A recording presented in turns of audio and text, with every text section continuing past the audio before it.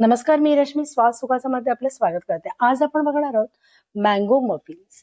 आपण बघू शकता समोर सॉफ्ट असे मफिन्स मी तयार केलेले आहेत, ते अगदी मँगो पासून, आणि ते सुद्धा कोणत्याही ओव्हनचा वापर न करता आपण आप्पेपत्रामध्ये ते बनवणार आहोत. चला तर मित्रमैत्रिणींनो, यासाठी लागणारं आपण साहित्य पाहून घेऊया. इथे मी मैदा घेतलेला आहे 1 वाटी.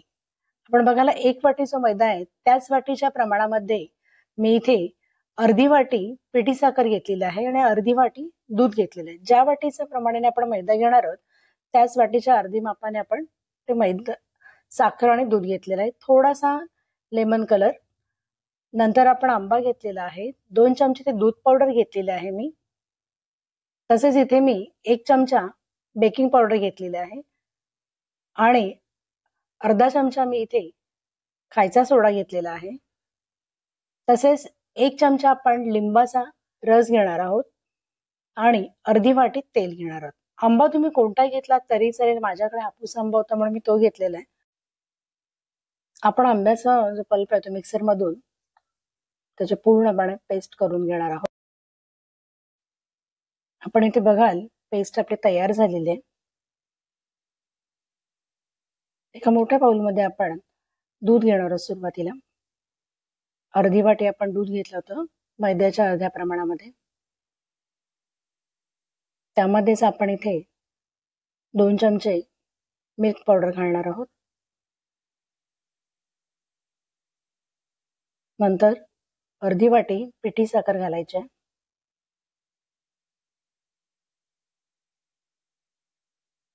अगदी सोप्या पद्धतीने आहे हा केक. नंतर आपण जे मिक्सरमधून आंब्याचा गर काढून घेतला होता तो घालणार आहोत. तो आपण अर्धी वाटी घेतलेला आहे. त्यामध्येच आपण इथे थोडासा लेमन कलर घालणार. लेमन कलर ऑप्शनल आहे, तुमच्याकडे नसेल तरीही चालेल. तसंच अर्धी वाटी आपण तेल घालून घेणार आहोत इथे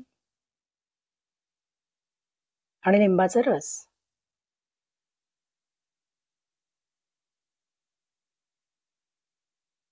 एक चमचाच आपण लिंबाचा रस घेतला इथे.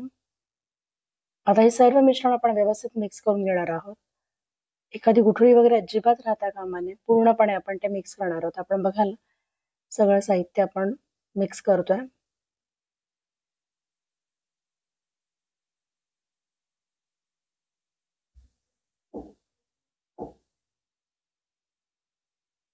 आपला व्यवस्थित आता मिक्स करून झालेला आहे. याच्यामध्ये आपण बघाल कुठेही आता अजिबात कोणती गुठळी दिसत नाहीये आपल्याला इथे. यामध्येच आपण मैदा, तसेच आपली बेकिंग पावडर आणि खायचा सोडा हे सगळं एकत्र चाळून घ्यायचं.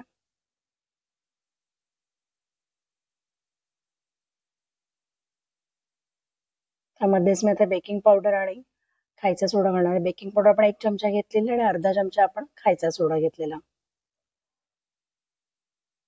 व्यवस्थित आपण चाळून घेणार आहोत, जेणेकरून आपला केक असतो तो अगदी एकदम मोकळा आणि असा स्पंज सारखा सॉफ्ट होईल. आपला मैदा इथे चाळून झालेला आहे.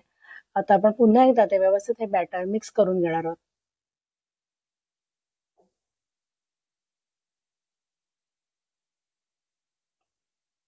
अगदी सोप्या पद्धतीने हा आपले मँगो मफिन्स तयार होतात. आपण सुरुवातीलाच पाहिलं अगदी किती सॉफ्ट आणि स्पंजी झालेले आहेत. आपलं हे बॅटर बघा, आपण व्यवस्थित प्रमाणात त्याची थिकनेस आपण बघू शकताय, व्यवस्थित त्याच प्रमाणात मिक्स झालेलं. त्यात आपण झाकून 15 मिनिटं ठेवायचंय. आपले 15 मिनिटं झालेली आहेत. एकदा पुन्हा आपण ते व्यवस्थित मिक्स करून घेऊया एखादा स्पूनच्या साह्याने. इथे आपण बघाल किंवा छान फुललेलं आहे ते बॅटर. एकदा व्यवस्थित आपण मिक्स करून घेऊया. एका तव्यावरती आपण आप्पेपात्र ठेवणार आहोत गरम करत, आणि त्याच्यावरती आपण हे एक एक स्पूनच्या साह्याने हे आपलं जे बॅटर होतं ते प्रत्येक आप्याच्या पत्रामध्ये घालणार आहोत. तवा आपला गरम केलेला आहे आपण अगोदरच. कोणताही तेल किंवा तूप आपण इथे सुरुवातीला लावणार नाही. डायरेक्ट आपण ते बॅटर आहे ते आपण प्रत्येक आप्पेपत्रामध्ये एक एक करून घातलेले आपण बघाल इथे. यावर आता मी झाकण ठेवून देणार आहे. झाकण ठेवून बरोबर आपलं 15 ते 20 मिनिटं 15 मिनिटात अगदीच होतात ते. कमी गॅसवर म्हणजे गॅसची फ्लेम कमी करून आपण ते शिजू द्यायचे. 15 मिनिटं झालेली आहेत आणि आपण पाहाल कसे प्रत्येक मफिन्स आहेत ते अगदी मस्त फुलून वरती आलेले आहे. सुगंधही खूप मस्त येतोय. ते चमच्याच्या साहाय्याने सहजतेने निघतात. आपण बघाल इथे. मित्रमैत्रिणी तुम्ही सुद्धा ही रेसिपी नक्की एकदा करून बघा आणि आपल्याला कशी वाटली ती मला कमेंट्स मध्ये सांगायला मात्र विसरू नका. चॅनलवरती जर नवीन असाल तर चॅनलला सबस्क्राईब करा आणि बेल आयकॉन वरती सुद्धा टिक करा जेणेकरून नेक्स्ट व्हिडिओचं नोटिफिकेशन तुम्हाला मिळेल. आपले मफिन्स आपण बघाल किती सॉफ्ट आहेत. अगदी स्पंज सारखे वाटतात आपल्याला.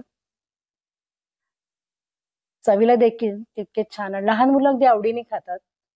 टिफिन मध्ये देण्यासाठी सुद्धा किंवा संध्याकाळच्या नाश्त्यासाठी सुद्धा हा मस्त पदार्थ आहे.